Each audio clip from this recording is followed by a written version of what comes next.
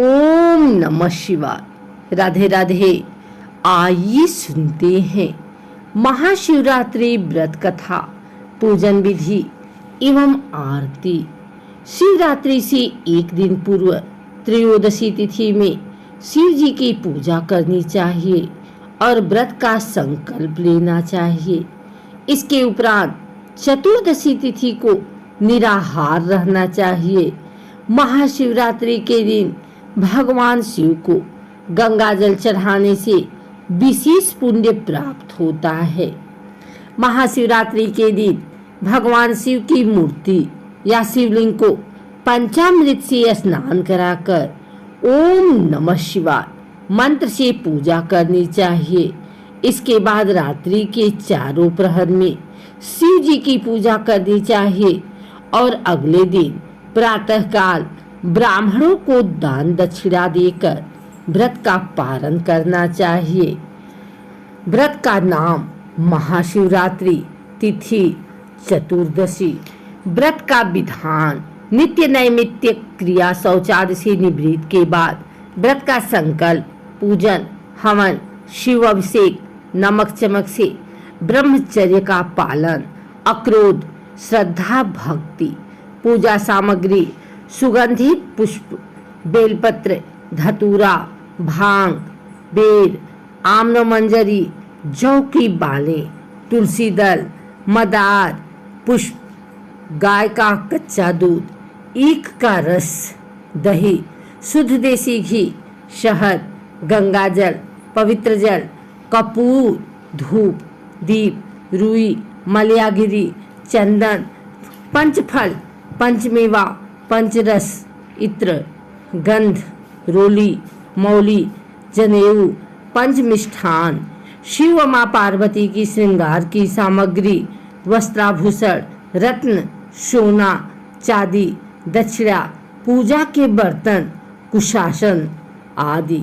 व्रत व पूजा के मंत्र ओम नमः शिवाय का जाप या मनन श्रद्धा व ध्यान से करें। आइए सुनते हैं महाशिवरात्रि व्रत कथा। एक बार पार्वती ने भगवान शंकर से पूछा, ऐसा कौन सा श्रेष्ठ तथा सरल व्रत पूजन है जिससे मृत्यु लोक के प्राणी आपकी कृपा सहज ही प्राप्त कर लेते हैं। उत्तर में शिव जी ने पार्वती को शिवरात्रि के व्रत का विधान बताकर यह कथा सुनाई। एक गांव में एक शिकारी रहता था। पशुओं की हत्या करके वह ही अपने कुटुंब को पालता था। वह एक साहूकार का ऋणी था, लेकिन उसका ऋण समय पर न चुका सका। क्रोधवश साहूकार ने शिकारी को शिव मठ में बंदी बना लिया। संयोग से उस दिन शिवरात्रि थी। शिकारी ध्यान मग्न होकर शिव संबंधी धार्मिक बातें सुनता रहा। चतुर्दशी को उसने शिवरात्रि की कथा भी सुनी। संध्या होते ही साहूकार ने उसे अपने पास बुलाया और ऋण चुकाने के विषय में बात की। शिकारी अगले दिन सारा ऋण लौटा देने का वचन देकर बंधन से छूट गया। अपनी दिनचर्या की भांति वह जंगल में शिकार के लिए निकला, लेकिन दिन भर बंदी गृह में रहने के कारण भूख प्यास से व्याकुल था। शिकार करने के लिए वह एक तालाब के किनारे बेल वृक्ष पर पड़ाव बनाने लगा। बेल वृक्ष के नीचे शिवलिंग था जो बिल्वपत्रों से ढका हुआ था। शिकारी को उसका पता न चला। पड़ाव बनाते समय उसने जो टहनियां तोड़ी वे संयोग से शिवलिंग पर गिरी। इस प्रकार दिन भर भूखे प्यासे शिकारी का व्रत भी हो गया और शिवलिंग पर बेलपत्र भी चढ़ गया। एक पहर रात्रि बीत जाने पर एक गर्भिणी मृगी तालाब पर पानी पीने पहुंची। शिकारी ने धनुष पर तीर चढ़ाकर जीव ही प्रत्यंचा खींची। मृगी बोली, मैं गर्भिणी हूँ, शीघ्र ही प्रसव करूंगी। तुम एक साथ दो जीवों की हत्या करोगे जो ठीक नहीं होए। मैं अपने बच्चों को जन्म देकर शीघ्र ही तुम्हारे सामने प्रस्तुत हो जाऊंगी। तुम मुझे मार लेना। शिकारी ने प्रत्यंचा ढीली कर दी और मृग झाड़ियों में लुप्त हो गए। कुछ ही देर बाद एक और मृगी उधर से निकली। शिकारी की प्रसन्नता का ठिकाना न रहा। समीप आने पर उसने धनुष पर बाण चढ़ाया। तब उसे देख मृगी ने विनम्रता पूर्वक निवेदन किया, हे पारधी, मैं थोड़ी देर पहले ही ऋतु से निवृत्त हुई हूँ, कामातुर गृहिणी हूँ, अपने प्रिय की खोज में भटक रही हूँ। मैं अपने पति से मिलकर शीघ्र ही तुम्हारे पास आ जाऊंगी। शिकारी ने उसे भी जाने दिया। 2 बार शिकार खोकर उसका माथा ठनका, वह चिंता में पड़ गया। रात्रि का आखिरी पहर बीत रहा था। तभी एक अन्य मृगी अपने बच्चों के साथ उधर से निकली। शिकारी के लिए यह स्वर्णिम अवसर था। उसने धनुष पर तीर चढ़ाने में देर न लगाई। वह तीर छोड़ने ही वाला था कि मृगी बोली, हे पारधी, मैं इन बच्चों को पिता के हवाले करके लौट आऊंगी, इस समय मुझे मत मारो। शिकारी हंसा और बोला, सामने आए शिकार को छोड़ दूं, मैं ऐसा मूर्ख नहीं। इससे पहले मैं 2 बार अपना शिकार खो चुका हूँ। मेरे बच्चे भूख प्यास से तड़प रहे होंगे। उत्तर में मृगी ने फिर कहा, जैसे तुम्हें अपने बच्चों की ममता सता रही है, ठीक वैसे ही मुझे भी। इसलिए सिर्फ बच्चों के नाम पर मैं थोड़ी देर के लिए जीवन दान मांग रही हूँ। पारधी, मेरा विश्वास कर, मैं इन्हें इनके पिता के पास छोड़कर तुरंत लौटने का प्रतिज्ञा करती हूँ। मृगी का दीन स्वर सुनकर शिकारी को उस पर दया आ गई। उसने उस मृगी को भी जाने दिया। शिकार के अभाव में बेल वृक्ष पर बैठा शिकारी बेल पत्र तोड़ तोड़ कर नीचे फेंकता जा रहा था। पाँव फटने को हुई तो एक हृष्ट पुष्ट मृग उसी रास्ते पर आया। शिकारी ने सोच लिया कि इसका शिकार वह अवश्य करेगा। शिकारी की तनी प्रत्यंचा देखकर मृग विनीत स्वर में बोला, हे पारधी भाई, यदि तुमने मुझे पूर्व आने वाली 3 मृगियों तथा छोटे छोटे बच्चों को मार डाला है तो मुझे भी मारने का विलंब न करो, ताकि उनके वियोग में मुझे एक क्षण भी दुख ना सहना पड़े। मैं उन मृगियों का पति हूँ। यदि तुमने उन्हें जीवन दान दिया है तो मुझे भी कुछ क्षण जीवन दान देने की कृपा करो। मैं उनसे मिलकर तुम्हारे सामने उपस्थित हो जाऊंगा। मृग की बात सुनते ही शिकारी के सामने पूरी रात का घटना चक्र घूम गया। उसने सारी कथा मृग को सुना दी। तब मृगी ने कहा, मेरे तीनों पत्नियां जिस प्रकार प्रतिज्ञाबद्ध होकर गई हैं, मेरी मृत्यु से अपने धर्म का पालन नहीं कर पाएंगी। अतः जैसे तुमने उन्हें विश्वास पात्र मानकर छोड़ा है, वैसे ही मुझे भी जाने दो। मैं उन सब के साथ तुम्हारे सामने शीघ्र ही उपस्थित होता हूँ। उपवास, रात्रि जागरण तथा शिवलिंग पर बेलपत्र चढ़ाने से शिकारी का हिंसक हृदय निर्मल हो गया था। उसमें भगवत शक्ति का वास हो गया था। धनुष तथा बाण उसके हाथ से सहज ही छूट गए। भगवान शिव की अनुकंपा से उसका हिंसक हृदय कारुणिक भावों से भर गया। वह अपने अतीत के कर्मों को याद करके पश्चाताप की ज्वाला में जलने लगा। थोड़ी ही देर बाद मृग सपरिवार शिकारी के समक्ष उपस्थित हो गया ताकि वह उनका शिकार कर सके, किंतु जंगली पशुओं की ऐसी सत्यता, सात्विकता एवं सामूहिक प्रेम भावना देखकर शिकारी को बड़ी ग्लानि हुई। उसके नेत्रों में आंसुओं की झड़ी लग गई।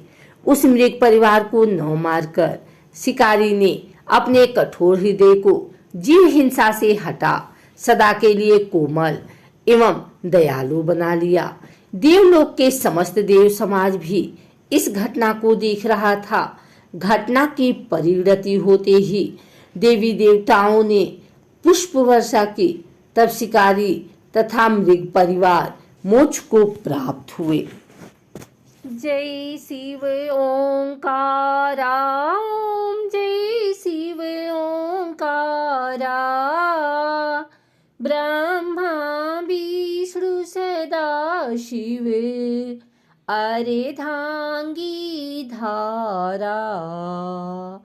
ओम जय शिव ओंकारा। एकानन चतुरानन पंचानन राजे, हंसासन गरुडासन वृषवाहन साजे। ओम जय शिव ओंकारा। दो भुज चार चतुर भुज, दस भुज अति सोहे। त्रिगुण रूप निरखता, त्रिभुवन जन मोहे। ओम जय शिव ओंकारा। अक्षमाला बनमाला रुंडमाला धारी। चंदन मृग मद सोहे, भोले शशिधारी। ओम जय शिव ओंकारा। श्वेतांबर पीतांबर बाधांबर अंगे। शनिकादिक गरुड़ादिक भूतादिक संगे। ओम जय शिव ओंकारा। करके मध्य कमंडलु, चक्र त्रिशूल धरता। जग करता जग भरता, जग संहार करता। ओम जय शिव ओंकारा। ब्रह्मा विष्णु सदा शिव, जानत अविवेका। प्रणवाक्षर में शोभित, ए तीनों एका। ओम जय शिव ओंकारा। काशी में विश्वनाथ विराजत, नंदी ब्रह्मचारी। नीति उठी भोग लगावत, महिमा अति भारी। ओम जय शिव ओंकारा।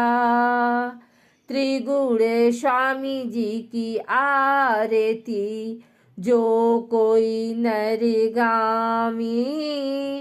कहत शिवानंद स्वामी, मन वांछित फल पामी। ओम जय शिव ओंकारा। आइए सुनते हैं माँ पार्वती की आरती। जय पार्वती माता, जय पार्वती माता। ब्रह्म सनातन देवी, शुभ फल की दाता। जय पार्वती माता। अरिकुल पद्म विनाशिनी, जय सेवक त्राता। जग जीवन जगदम्बा, हरिहर गुण आता। जय पार्वती माता। सिंह को वाहन साजी, कुंडल है साथा। देव वधू जह गावत, नृत्य करत ताथा। जय पार्वती माता। सतयुग शील सुसुंदर, नाम सती कहलाता। हेमांचल घर जनमी, सखियन रंग राता। जय पार्वती माता। शुंभ निशुंभ विदारी हिमांचल स्याता। सहस भुजा तनुधरी के चक्र लियो हाथा। जय पार्वती माता। सृष्टि रूप तुहि जननी शिव शंकर रंगराता। नंदी भृंगी बिलाही सारा मद माता। जय पार्वती माता। देवन अर्ज करत हैं चित्त को लाता। गावत दीदी ताली मन में रंग राता। जय पार्वती माता। जय पार्वती माता। मैया पार्वती माता। श्री प्रताप आरती मैया जी की जो कोई गाता। सदा सुखी रहता सुख संपत्ति पाता। जय पार्वती माता। बोलो उमापति महादेव की जय।